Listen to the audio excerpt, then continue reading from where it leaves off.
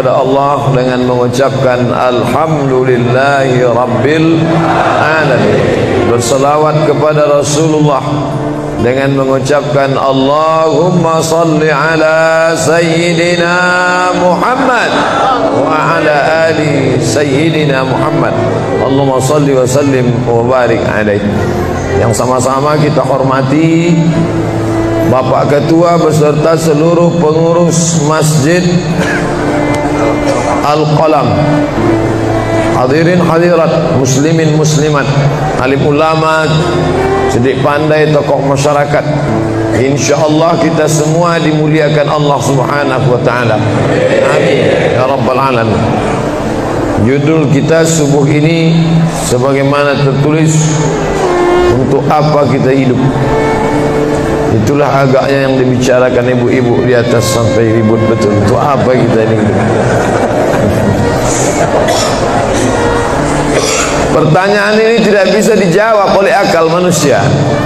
Makanya Sokrates, seorang filosof dulu Yunani, berkata, untuk menjawab mengapa kita hidup, perlu hidup 500 tahun lamanya.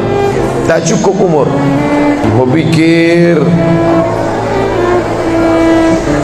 untuk apa kita hidup. Sampai akhirnya karena tidak sanggup akal itu menjawab, maka diutuslah Nabi Muhammad sallallahu alaihi wasallam. Mata saya hanya bisa melihat apa yang ada dalam masjid ini saja. Saya tak tahu berapa banyak jamaah di luar. Maka karena mata ini terbatas, saya ini manusia yang lemah. Telinga juga hanya bisa mendengar apa yang dibicarakan sekeliling dan atas saja. Apa yang dibicarakan orang di luar sana saya tak tahu. Maka saya manusia yang lemah. Akal juga begitu, tidak bisa menangkap saya ini habis mati nanti mau kemana. Maka saya manusia lemah.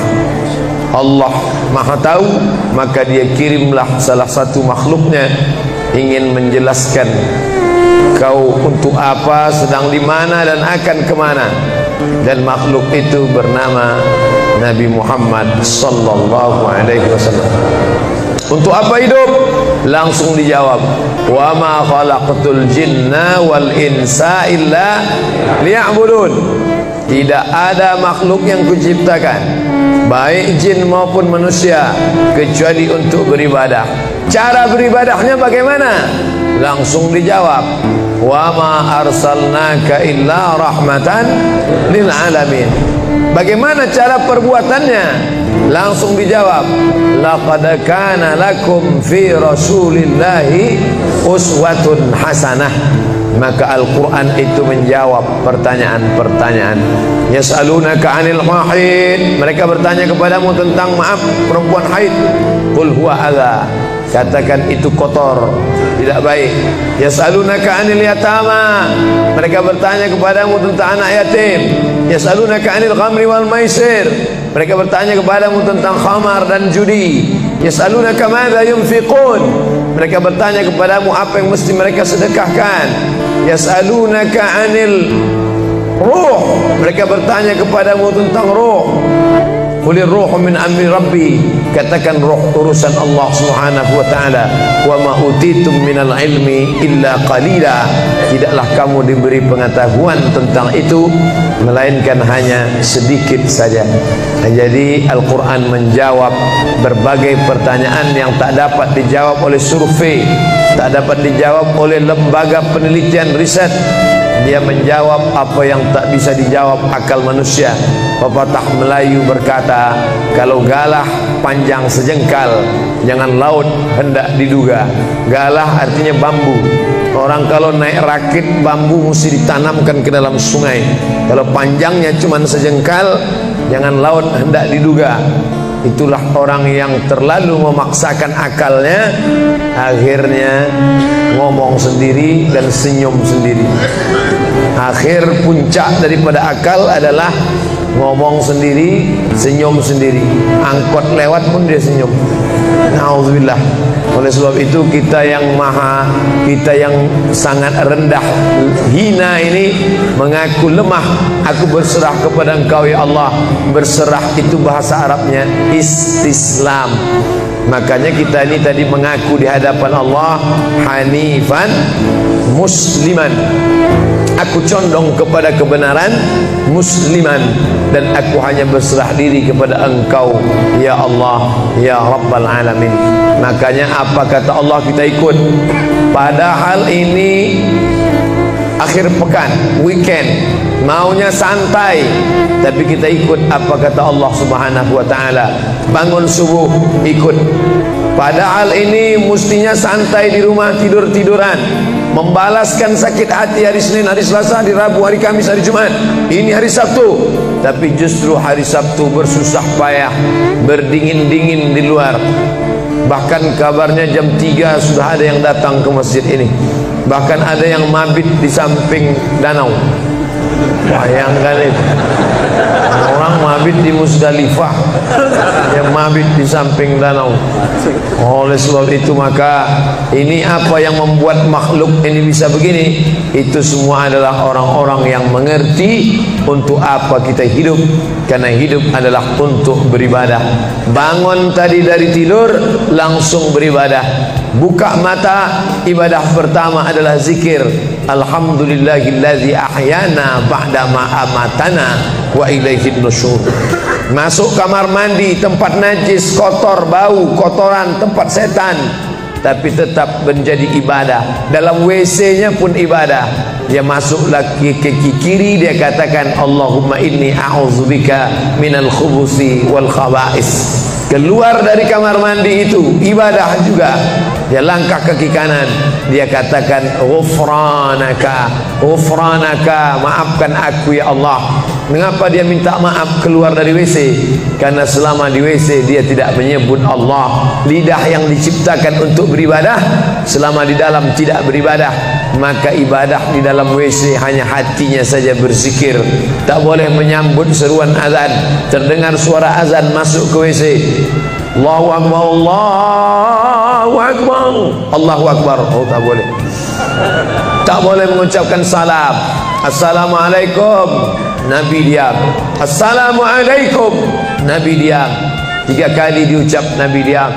Selesai keluar dari toilet, WC, barulah Nabi menjawab Waalaikumsalam warahmatullah. Karena tidak boleh menyebut nama Allah, maka minta ampun keluar dari WC. Karena lidah yang semestinya dipakai untuk menyebutmu ya Allah, berzikir mengingatmu ya Allah, tadi tak aku pakai selama beberapa menit di dalam. Maka dia katakan ghufranaka. Lalu kemudian melihat wajah di cermin, mana tahu ada kotoran di mata. Jangan sampai kita berjumpa sama orang di masjid, orang senyum, kita senyum, yang disenyumkan orang kita. Maka lihat dulu baik-baik. Maka ketika melihat wajah, dia pun menjadi ibadah. Allahumma kama hassanta khalqi fahassin khuluqi. Sebagaimana kalau kau sudah perbaiki bentuk ciptaanku ini menjadi sempurna, maka perbaikilah akhlakku ya Allah. Lalu setelah itu berangkat dari rumah menuju masjid, beribadah juga. Bismillahirrahmanirrahim. La haula wala quwwata illa billah. Setiap langkah kaki ke Masjid Al-Qalam ini bernilai 1 langkah menghapus dosa. Langkah kedua mengangkat derajat. Langkah ketiga menghapus dosa. Langkah keempat mengangkat derajat. Tidak tanggung-tanggung, derajatnya diangkat Allah. Siapa yang duluan datang langsung dapat di depan. Tapi ada orang terlambat tetap tinggi juga derajatnya. Mana dia? Dia yang di atas. Siapa bilang perempuan direndahkan, dihinakan? Perempuan dimuliakan. Mana contoh perempuan dimuliakan? Kalau mau tahu, datanglah ke Masjid Al-Qalam. Perempuan dimuliakan. Bapak Ibu yang dimuliakan Allah, masuk ke dalam masjid, langkah kaki kanan, Allahumma inni as'aluka min fadlik. Itu doa nanti keluar. Tapi ketika akan masuk, apa doanya? Allahumma ya Allah, iftahli, bukakan untukku abwaaba rahmatik, pintu rahmatmu. Bernilai ibadah. Duduk berzikir, jangan ngobrol, jangan cerita. Foto Pak Ustaz, sikit-sikit boleh. Lalu kemudian selama itu tertulis tadi di atas. Itulah hebatnya masuk ke Masjid Al-Qalam, tidak hanya mendengar ceramah dapat pengajian. Ketika saya masuk tadi, dengar suara azan, ada tulisan hadis riwayat Al-Bukhari.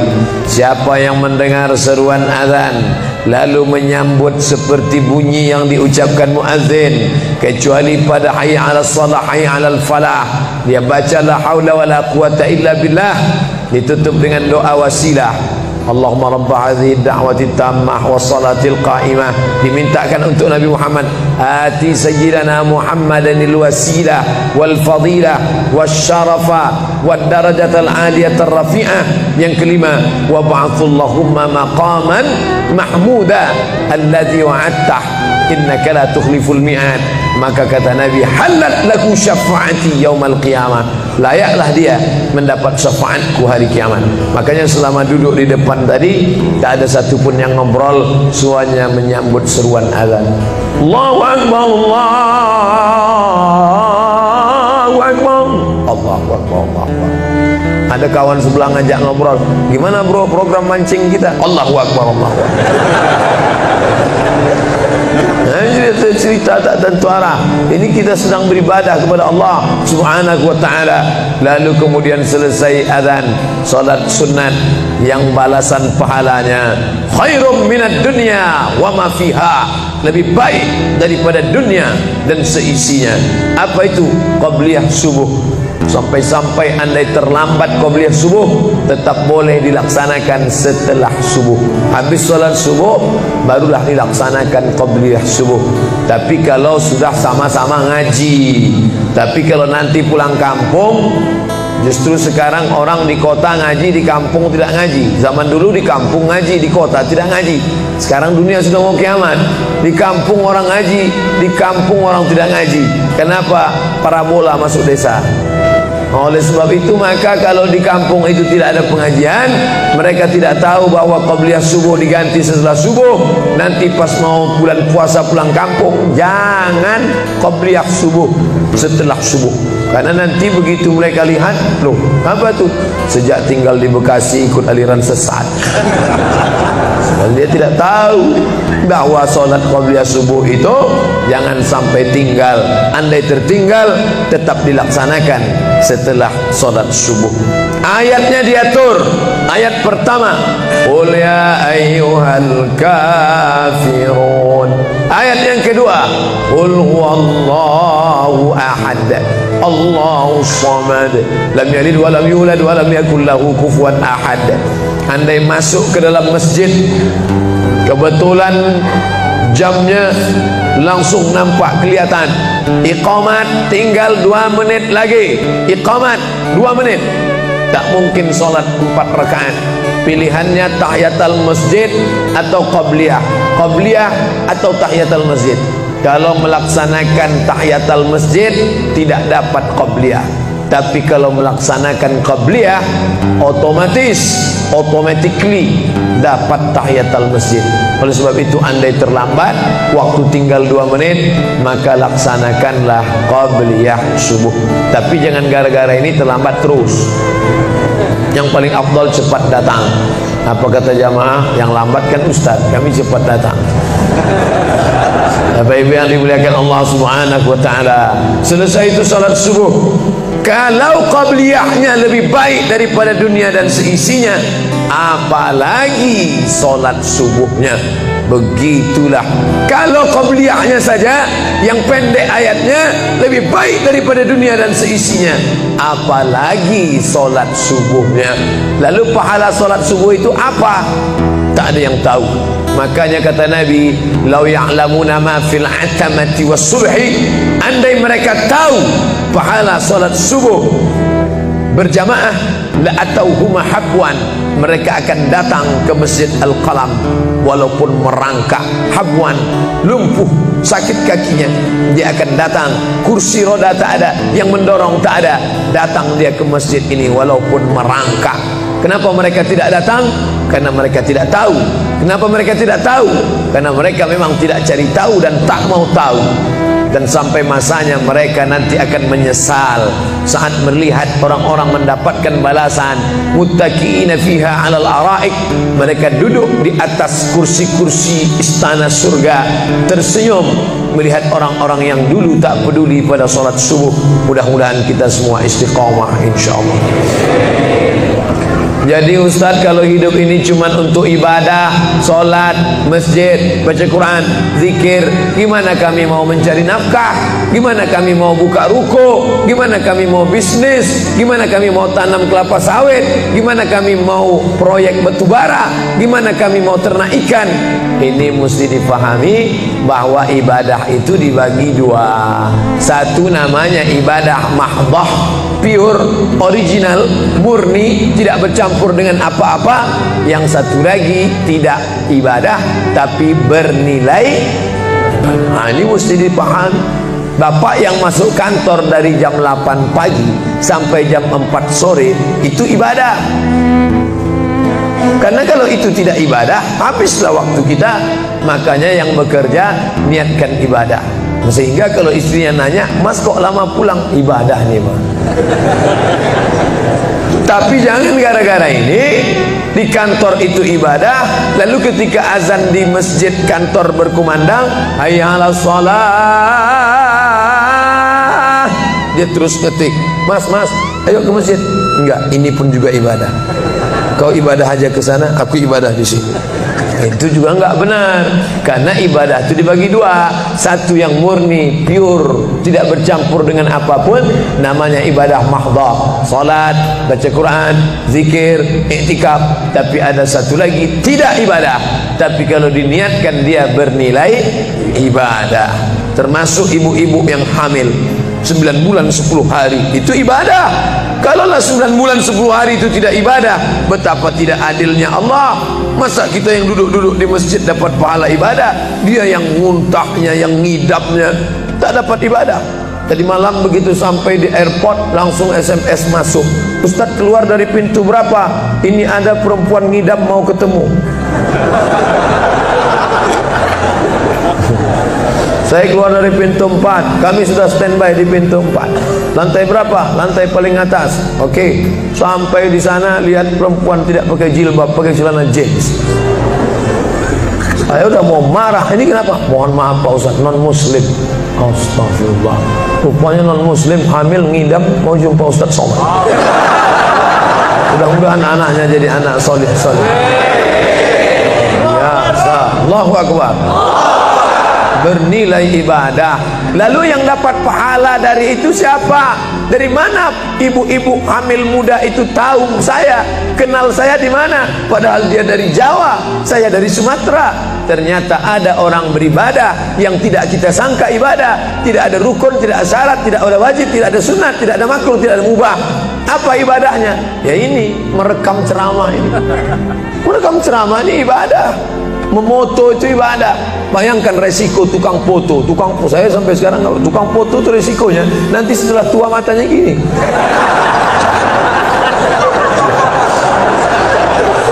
Tapi kalau mereka niatkan ikhlas untuk ibadah, maka insya Allah sehat walafiat. Ini sampai sekarang yang banyak moto-moto ustaz itu mana ada matanya tetap aja sehat. Kenapa? Karena diniatkannya untuk ibadah. Hidup ini kalau berniat ibadah tidak ada capeknya, tidak ada lelahnya. Kenapa? Karena mengharapkan balasan dari Allah. Ilahi anta maksudi wa ridhaka matlubi. Yang kumaksud hanya Engkau ya Allah, dan ridhamu lah yang kucari. Suatu ketika saya sampai di sebuah kabupaten kota. Saya tanya ke Pak Bupati, "Pak, ya, kenapa Bapak buat pengajian untuk PNS hari Kamis pagi? Pagi Kamis buat pengajian tabligh akbar.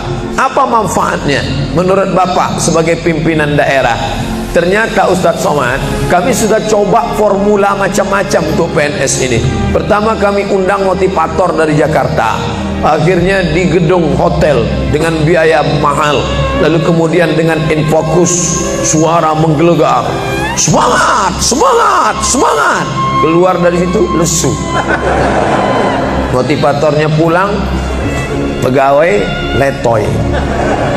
Akhirnya kami buat undang tentara dengan bapak polisi, baris berbaris, siap, siap. Pak polisi pulang, nggak siap lagi. Ternyata yang disentuh paling mantap bukan fisiknya, bukan matanya, bukan pakai infokus, bukan pakai suara menggelegar, tapi yang disentuh adalah hati. Dan satu yang bisa menyentuh hati itu adalah agama. Itulah makanya ibu bapak coba nanti kalau mau buat praktek, buat satu kota, buat satu lagi kota, ada 2 kota. Kota ini buat voucher namanya sumbangan. Kota ini buat juga voucher tulisannya sodakoh. Lihat mana yang paling banyak diambil umat Islam, sumbangan apa sodakoh? Sodakoh, padahal nilainya sama. Sumbangan 100.000, sodakoh 100.000. Bapak ibu silakan ambil untuk anak yatim fakir miskin kita. Pasti voucher yang paling banyak diambil adalah sodakoh. Kenapa? Karena mereka menganggap sumbangan tak ada pahalanya, karena bukan bahasa Arab. Apa dia? Sumbangan. Enggak ada dalam Quran. Ya ayyuhalladzina amanu, sumbangan. Yang ada adalah sedekah. Innamas sadaqatu lil fuqara wal masakin wal amilina 'alaiha wal mu'allafati qulubuhum wa fir riqab wal gharimin wa fi sabilillah wa ibnis sabil. Itulah mengapa yang disentuh itu bukan nalar otaknya, tapi yang disentuh itu adalah hatinya. Ala fil jasadi mudghah, ketahuilah dalam jasad itu ada segumpal. Idza salahat salahal jasadu kulluh, kalau yang segumpal itu baik maka yang lain ikut menjadi baik. Wa idza fasadat fasadal jasadu kulluh, kalau yang segumpal itu rusak, jahat, kotor, hitam, gelap, maka yang lain ikut menjadi rusak. Ala wahyal qalb, hati. Jagalah hati. Itu yang selalu dipesankan Ustaz kita Agib, jagalah hati dengan kau. Seterusnya Bapak Ibu yang dimuliakan Allah, salah satu yang merusak manusia sekuler, membagi 2. Di masjid ibadah, di kantor tidak ibadah, fatal. Di masjid dianggap ibadah. Jangan heran kalau ada orang di masjid khusyuk, takut nengok ke atas, melihat hanya tempat sujud saja. Allahu Akbar, tidak mau lihat ke atas. Kenapa? Dia khusyuk. Tapi di kantor dia lebih setan daripada setan. Kenapa?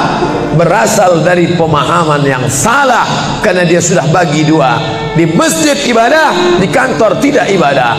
Bahkan yang lebih fatal, yang kotor-kotor di kantor bisa dibersihkan di masjid. Kotor, akhirnya untuk membersihkannya pergi dia ke masjid. Laundry yang paling besar Masjidil Haram. Sampai di sana nangis di pintu Ka'bah. Ya Allah, dah selesai bersih. Enak aja. Bukan begitu ajaran Islam. Labbaik Allahumma labbaik, labbaik Allahumma labbaik. Apa kata malaikat? La labbaik wala sa'daik. Kau tidak dapat panggilan, kau tak dapat kebahagiaan, kau tak dapat haji mabrur, kau tak dapat surga. Zaduka haram, karena kau berangkat dengan uang haram. Oleh sebab itu pemahaman Islam mesti utuh. Semua adalah ibadah. Kalaulah gerak tidak ibadah, betapa menyakitkannya bapak-bapak polisi di jalan raya kena panas terik, padahal dia tidak ada penutup kepala di atas, berkeringat berpeluh, mereka tetap merasakan itu sebagai ibadah. Tentara yang membela negara, angkatan laut di perbatasan sana, datang kapal-kapal perompak dari Thailand ingin mengambil ikan kita, tenggelamkan. Itu kalau tidak nilai ibadah, dia takut. Jangan-jangan sebelum kita tenggelamkan, kita duluan ditembaknya tenggelam. Maka itu mesti ada nilai ibadah di dalamnya. Itulah yang membangkitkan semangat jihad. Jamaah bertanya, Ustadz kemarin dari Jambi, terus kemudian terbang ke Miri, besok baru pulang ke Pekanbaru. Apa Ustadz? Saya lihat Ustadz dari tadi mengantuk saja. Ya iyalah, sampai tadi malam ke hotel jam 12, baru tidur jam 1 kan ada yang mau ditulis, jam 3.30 sudah bangun ceramah. Tapi begitu berjumpa dengan jamaah orang ramai, bangkit semangat. Habis ceramah ini tanya jawab, semangat lagi. Habis itu baru lesu. Dan tidurnya itu pun ibadah. Bayangkan, tidurnya itu ibadah. Itulah mengapa banyak orang pengajian sambil Ustadz menyindir ya? Tidak. Saya termasuk ustadz yang tidak pandai menyindir. Saya termasuk ustadz kalau dipesan request untuk menyindir, saya tidak pandai. Kenapa? Karena saya pernah menyindir orang. Ustadz, tolong ustadz sindirkan, ini ada jamaah yang sudah sedekah tapi mengambil uangnya kembali. Siapa yang bersedekah mengambil uangnya kembali, kal kalbil ladzi ya'udu ila qaihi, sama seperti anjing yang menjilat muntahnya kembali. Selesai pengajian, mohon maaf Pak Ustaz, yang disindir nggak datang. Sebab itu tak ada gunanya sindir menyindir. Kalau mau to the point, mana orangnya face to face, langsung saja tembak, 12 pas gol. Bapak Ibu yang dimuliakan Allah, maka mesti dipahami dengan benar. Di Masjidil Haram ibadah, di rumah pun kau ibadah. Istri yang dari mulai pagi memasakkan suami, dibantu oleh pembantu membuatkan minuman, membesarkan anak, menyusukan anak 2 tahun lamanya, melahirkan, meregang nyawa ibu melahirkan anak, ibadah. Makanya kalau dia meninggal dunia saat melahirkan, matinya mati syahid. Saking senangnya suaminya mendapatkan seorang istri yang syahid, tak menangis dia. Begitu tegarnya bapak, tidak meneteskan air mata. Tidak Pak Ustaz, aku melepas seorang syahid, 3 syahid lagi siap nanti. Peace, damai. Biasanya ibu-ibu kalau bawa cerita ini, kalau gini pulang aja lah kita ya. Nah, bercanda. Serius sekali. Nah, tapi yang saya katakan tadi itu semuanya ibadah badan. Melangkah dari rumah, ibadah badan. Membukakan mata, ibadah badan. Mendengar ceramah, ibadah badan. Membaca Quran, ibadah badan. Berzikir, likulli sulama minkum sadaqah. Setiap tulang-tulang sendi ada sedekahnya. Subhanallah, subhanallah, subhanallah, subhanallah, subhanallah, subhanallah. Itu ibadah badan. Tapi ada bukan ibadah badan. Apa dia? Itulah yang 7 macam. Zakat, wakaf, infak, sedekah, wasiat, hibah, ghanimah. Nah, itu ibadah harta. Mana yang lebih banyak? Ibadah harta apa ibadah badan? Ibadah badan. Kalau ibadah harta tak banyak. Zakat, wakaf, infak, sedekah, wasiat, hibah, ghanimah, rampasan perang. Tapi kalau ibadah badan, setiap gerak adalah ibadah. Makanya kita mesti bergerak. Di kulli harakah barakah. Setiap ada gerak pasti ada berkah. Makanya tak boleh tidak bergerak. Air sumur kalau tidak ditimba, air itu akan busuk, butek, warnanya pun tidak ada seperti minyak di atas. Mata air mesti terus berganti. Darah harus tetap mengalir, jantung harus tetap berdetak. Makanya jangan pernah kosong dari aktivitas. Fa iza farata fansab. Selesai dari satu ibadah, pindah ibadah lain. Selesai ibadah tegak, pindah ibadah ruku. Habis ibadah ruku, pindah ibadah tegak. Habis ibadah tegak, pindah ibadah sujud. Habis ibadah sujud, pindah antara 2 sujud. Selesai sudah salat, lalu kemudian puasa. Selesai puasa, lalu kemudian berzakat. Selesai zakat, lalu kemudian mengitari Ka'bah. Subhanallah walhamdulillah wa la ilaha illallah wallahu akbar. Selesai itu melontar jumrah. Selesai itu menggunting rambut. Selesai itu berzikir. Tidak pernah kosong. Sampai kapan? Sampai malaikat maut mencabut nyawa dan ucapan terakhir yang keluar dari mulut adalah la ilaha illallah. Itulah jawaban tentang pertanyaan untuk apa kita hidup di dunia. Nanti kalau ada anak, ibu, bapak, tetangga, kawan, sahabat, andai tolan bertanya, untuk apa kita ini hidup? Tak usah jawab, putarkan aja videonya. Itulah enaknya zaman sekarang. Kalau dulu mesti diingat. Saya dulu pulang sholat Jumat, mak saya manggil, sini ya mak, ceritakan apa isi khutbah khotib tadi di masjid. gini. Itulah awal saya ceramah. Jadi saya paham mengapa saya menjadi ceramah sekarang, dan saya tidak pernah merasa menceramahi Bapak Ibu. Saya tidak pernah merasa mengguru-gurui. Saya hanya seperti seorang anak sedang bercerita pada ibunya saja. Tadi mah kata khotib itu begini. Anak sekarang enggak. Apa kata khotib tadi? Ini MP3-nya. Bapak Ibu yang dimuliakan Allah Subhanahu wa taala, ibu yang mendidik anak-anak ibu ibadahnya luar biasa. Itulah mengapa ibu lebih tinggi derajatnya daripada laki-laki. Ilzam rijlaiha, kau urus tapak kakinya, fatammal jannah, kau dapati surga di sana. Di bawah tapak kakinya surga, al jannatu surga, tahta di bawah aqdam kaki al ummahat, ibu-ibu. Kenapa begitu? Karena ibadah dia yang luar biasa tidak bisa dilakukan oleh laki-laki. Salat kita bisa, puasa kita bisa, tawaf kita bisa, sa'i kita bisa, melontar jumrah kita bisa, tahallul kita bisa.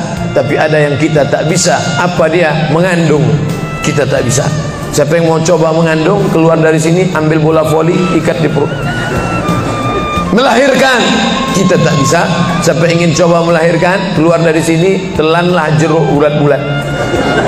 Habis itu keluarkan bulat-bulat. Menyusukan kita tak bisa, dan itu ibadah. Tapi bukan ibadah mahdhah. Dia tidak selevel dengan salat, zakat, puasa, haji. Tapi ibadah ini berkualitas. Ibadah badan sudah, ibadah harta sudah. Ada ibadah yang terakhir, yang ketiga. Kalau ibadah badan berkeringat, lelah, capek. Ibadah harta, duit habis. Tapi ada ibadah satu lagi, tak nampak di mata. Apa dia? Ibadah hati.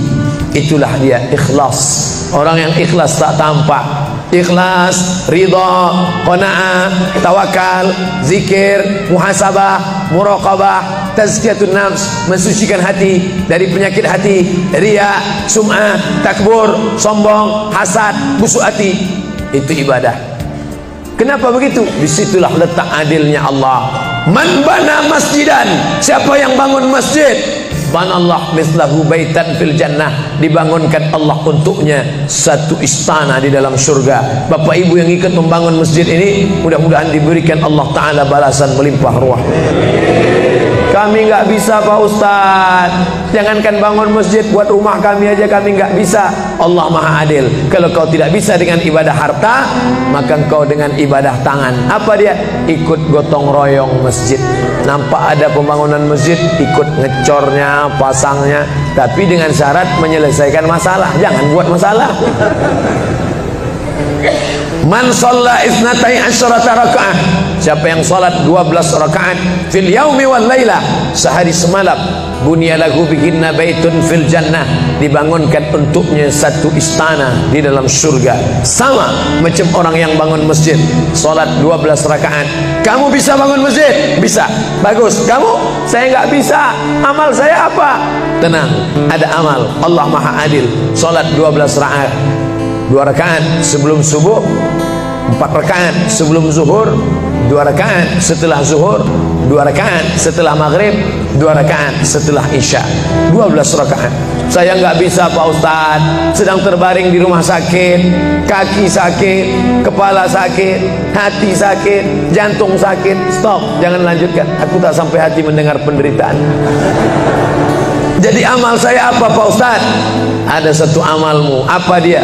Ridha, menerima takdir Allah Subhanahu wa ta'ala.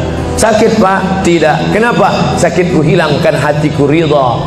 Man lam yasbir bi balai, siapa yang tak sabar dengan bala ujianku, walam yarda bi qada'i, yang tak ridha dengan takdirku, falyatlub rabban siwaya, carilah Tuhan selain aku. Kau sabar, kau ridha menerima itu.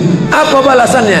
Lebih hebat daripada balasan orang yang bangun masjid, lebih besar daripada balasan 12 rakaat salat. Innama yuwaffas sabiruna ajrahum bighairi hisab. Orang yang sabar itu balasannya bighairi hisab, tak dapat dihitung, tak dapat dikira, unlimited. Begitulah Allah Maha Adil. Untuk apa kita hidup? Hidup untuk beribadah. Ibadah apa yang kita lakukan? Ibadah badan, ibadah harta, ibadah hati. Yang sudah melaksanakan tiga-tiganya, alhamdulillah. Yang baru melaksanakan satu, tambah. Yang satu pun belum, innalillah. Masjid ini besar. Kadang kita bangga masjid besar, rupanya APBN, anggaran pendapatan belanja negara. Bangga kita masjid megah, rupanya APBD, anggaran pendapatan belanja daerah. Patutlah masjidnya di tengah hutan, karena di situ tanah yang murah. Akhirnya pemukiman masyarakat jauh, masjid di tengah jalan, masjid di tengah perjalanan luar kota, jauh dari pemukiman masyarakat. Masuk kita ke dalam, tai kambing yang ada di dalam. Tapi masjid ini megah, mewah, 2 lantai, lengkap dengan kubah yang besar. Ini swadaya masyarakat. Saya tahu ini dari mana? Jamaahnya cerita. Kalau tidak, mana saya tahu. Ini masjid ini asli swadaya Pak Ustaz. Lama membangunnya Pak? Enggak lama, sebentar saja. Sebentar saja, sekejap langsung terkumpul 7,6 miliar uang. 7,6 M. Itu kalau dibelikan cendol berenang gitu. Bayangkan itu, bisa terkumpul masyarakat. Padahal ibadah yang paling berat, ibadah harta ini lah. Banyak orang kalau diajak iktikaf, banyak. Ayo kita iktikaf, ramai. Ayo kita zikir ke Az-Zikra, ramai. Jangan lupa besok zikir ke Az-Zikra, hari Ahad pertama, sekaligus acara live Damai Indonesia ku TV One bersama Ustadz Abdul Somad LC. Tapi ada ibadah yang berat. Apa dia? Ibadah harta. Banyak orang ketika diajak muhasabah zikir malam, ya Allah, banyak dosa kami ya Allah, tapi dia susah menangis, meneteskan air mata. Tapi begitu lewat kota infak, memang menangis. Tak sampai hati melihat Bung Karno keluar dari dompet. Lewat kotak sodako infak, lama membuka dompet mencari Patimura.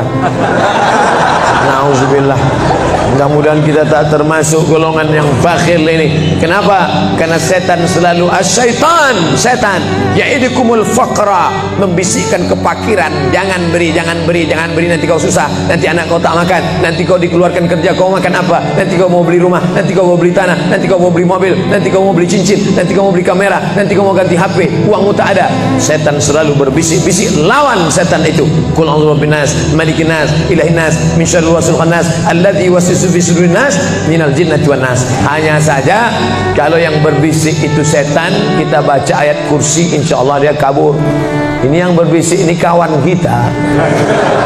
Kita bacakan ayat kursi, hafal pula dia dari kita lagi. Tapi tak apa-apa, tetap aja bacakan. Allahu la ilaha illa huwal hayyul qayyum, la ta'khudhuhu sinatun wa la naum. Hembuskan ke wajahnya. Bapak Ibu yang dimuliakan Allah, setelah ibadah 3 ini kita lakukan, ibadah badan sudah, salat subuh sampai melimpah ruah ke belakang. Saya dengar suara hati tadi, lapor, tenda sudah penuh, sudah melimpah ke jalan. Masya Allah. Ibadah harta sudah 7,6 M. Ibadah hati sudah, sabar, ridha, qanaah, tawakal. Tapi jangan lupa, datang merusak yang 3 ini, perkelahian, merusak ukhuwah Islamiyah. Masjid yang besar, kalau sudah kelahi di dalamnya, tinggal kelahi, tak lagi ada persatuan. Masuk masjid bukan baca doa pintu masuk masjid, malah masuk masjid ngelihat kira-kira dia di mana ya. Oh dia di sana, gua di sini lah. Kalau di sini, dia di sini. Sampai akhirnya suatu hari terlambat, lupa ngelihat. Allahu Akbar, rupanya dia di samping. Jangan kelahi. Wa'tasimu bihablillah berpegang teguhlah dengan tali Allah. Tali Allah itu apa? Al-Quran dan Sunnah. Apalagi ulama, nggak ngerti Quran, nggak ngerti Sunnah, tanya ulama. Al-ulama warasatul anbiya. Wa'tasimu bi'amrillah, berpegang teguh dengan tali Allah. Wala tafarraqu, jangan berpecah belah. Coba lihat bunyi ayatnya. Andai ayat itu sampai bi'amrillah titik sudah cukup. Berpegang teguhlah dengan cara tali Allah, cukup. Mengapa ujungnya tetap ditutup wala tafarraqu, jangan berpecah belah? Karena banyak orang yang sudah baca Quran, sudah sholat, sudah puasa sunat, tapi hatinya pecah bercabang. Galah patah boleh disambung, kaca retak boleh direkat, hati rusak kemana obat akan dicari.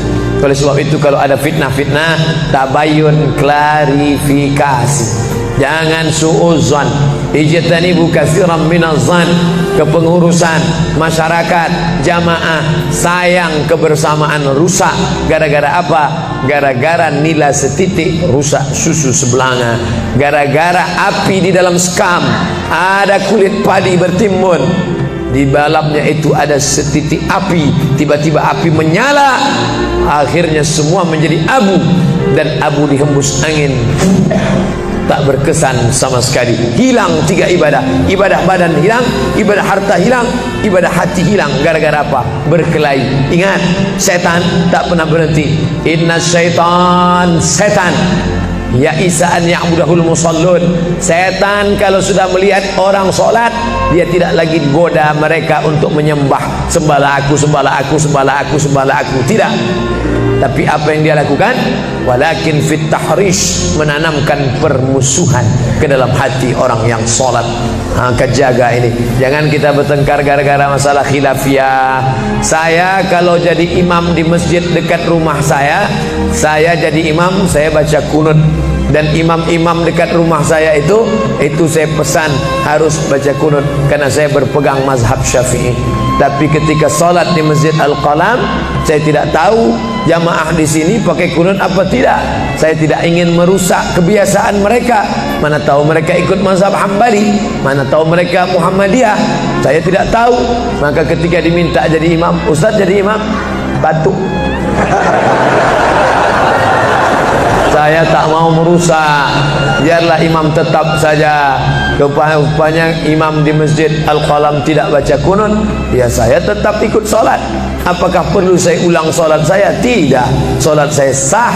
Karena apapun ormasmu, apapun mazhabmu, mau NU, mau Muhammadiyah, mau Perti, mau Persis, mau Al-Irsyad, mau Jamaah Tabligh, mau FPI, mau mazhab Hanafi, mazhab Maliki, mazhab Syafi'i, mazhab Hambali, semuanya sepakat solat subuh itu wajib. Jadi yang wajib aja kita laksanakan.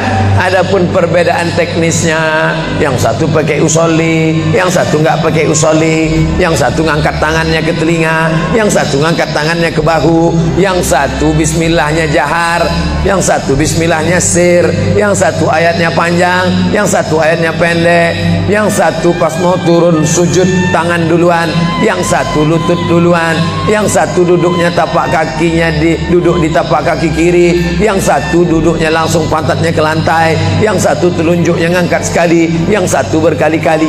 Itu masalah teknis simple sederhana. Ada masalah yang lebih besar. Apa masalah kita yang lebih besar?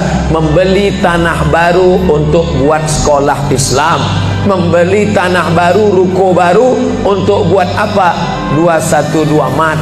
Kita mat, orang Islam belanja di warung Islam. Alangkah indahnya, selesai acara sholat subuh bersama, pengajian bersama, selesai itu belanja beras minyak goreng bersama. Serbu, sehingga bangkitlah ekonomi umat. Berapa pegawai bisa ditampung bekerja, langsung membeli beras ke tempat-tempat tanaman masyarakat, sehingga mereka tidak menjadi korban rentenir. Musim menanam diulur, kasih pinjaman pupuk, pinjaman tanah. Masa musim panen ditarik, mereka menjadi korban rentenir lintah darat, disedot darah mereka sampai kering dan mati. Kita selamatkan dengan apa? Dengan market. Masjid punya market. Saya beberapa kali meresmikan market punya masjid di Masjid Raya Batam, Masjid Agung Batam. Itu di bawahnya ada super mini market untuk berjamaah. Kemarin pulang dari Pulau Bintan, itu juga meresmikan di Dumai. Begitu juga. Nah, ini 212 Mart. Terserah namanya apa. Ada 212 Mart, ada namanya Kita Mart, atau bisa juga buat Somart. Nah, bisa. Bapak Ibu yang dimuliakan Allah Subhanahu wa taala, maka visi misi kita ke depan, jauh melihat ke depan. Kami harus punya pusat perbelanjaan komunitas muslim, kami harus punya komplek perumahan muslim. Nah, ini semua yang akan menyelamatkan kita. Kalau sudah begitu, maka mengertilah untuk apa kita hidup, dan setelah itu kita pun mati dalam keadaan tenang. Baru anak kita bisa berkata, mari kita antar jenazah almarhum Abdul Somad menuju tempat peristirahatan terakhir. Karena memang benar-benar istirahat. Tapi berapa banyak orang tidak istirahat, karena amal badan tak ada, amal harta tak ada, amal hati tak ada, tak pernah memikirkan masjid, tak pernah memikirkan umat, tak pernah memikirkan belanja umat, tak pernah memikirkan pendidikan anak-anak umat. Akhirnya mati yang layak untuk dia. Mari kita antar dia menuju azab pertama, akan menyusul azab-azab berikutnya. Na'udzubillah.